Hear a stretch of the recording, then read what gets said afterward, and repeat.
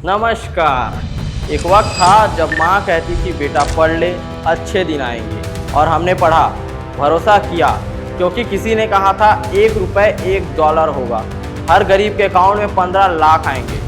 वो दौर था साल 2014 का। कैसे नहीं होता मित्रों, मैं शासन में बैठा हूं, मुझे मालूम है इस प्रकार से रुपया इतनी तेजी से गिर नहीं सकता।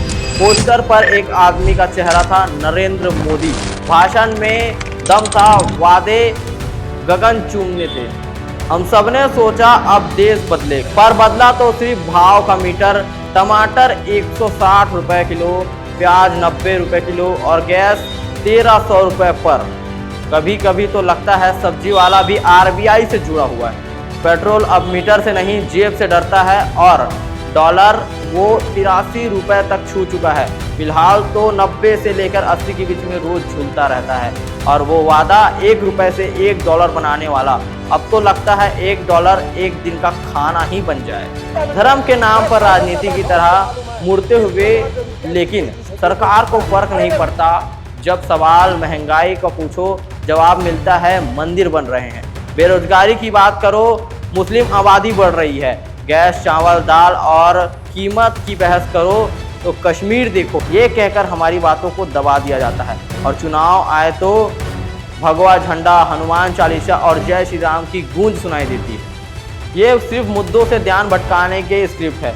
और धर्म के नाम पर वोट मांगना और फिर 5 साल प्रचार करना, यही असली काम है इस पार्टी का। विकास तो बस पोस्टर में ही होता है, रियल में तो सिर्फ एड और कैमरा ही है। एक आदमी भाषण चलाता है, बाकी सब तो मौन ही। और हाँ, जब देश की आबादी की बात आती है तो सबसे बड़ा सवाल आता है, बीजेपी कहाँ से इतना पैसा?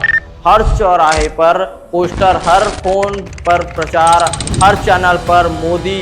क्या ये सब आम जनता के टैक्स से रहा है या कुछ कंपनियों के साथ कुछ समझौता हुए हैं? अब वक्त आ गया है, सोचो, ये चुनाव सिर्फ मंदिर मस्जिद के नाम पर हो या इस रोटी, रोजगार, पढ़ाई, महंगाई, इन सवालों से हो। क्योंकि अगर हम नहीं जागे तो आने वाला समय पे 1 रुपये सिर्फ एक वर्ग का खाना ही रह जाएगा। सिर्फ एक वादा बनकर ही रह जाएगा कि 1 रुपये 1 डॉलर कभी बन सकता था।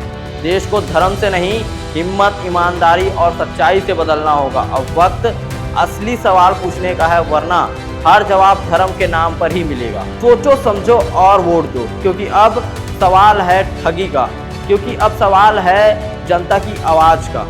जब भी इस पार्टी से पूछा जाता है कि जो महंगाई है वो कब कम होगी, जो डेवलपमेंट है वो कहाँ दिखेगी, तो यहाँ पर मुस्लिम, हिंदू के नाम पर बातों को दबा दिया जाता है।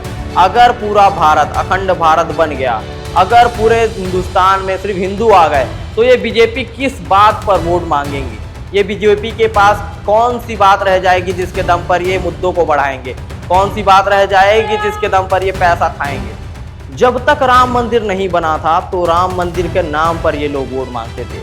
अब राम मंदिर बन चुका है, बहुतों के घर उजड़ चुके हैं, लेकिन अब भी इसी के नाम पर वोट मांगे जाते हैं। कुछ कहो तो राम मंदिर बना था, राम मंदिर बना है और भी राम मंदिर बनेंगे, ये कहकर लोगों की आवाज़ को दबा दिया जाता है। इस बार आप किस मुद्दे को लेकर, किस पार्टी पर, क्या सोचकर किसको वोट देना चाहते हैं? अपनी राय कमेंट पर जरूर लिखें और जरूर बताएं कि आखिरकार सरकार किस तरह से भ्रष्टाचार करती है और किस तरह से लोगों की आवाज़ को दबाती है। तब तक के लिए धन्यवाद। मैं चित्रांश, बने रहिए।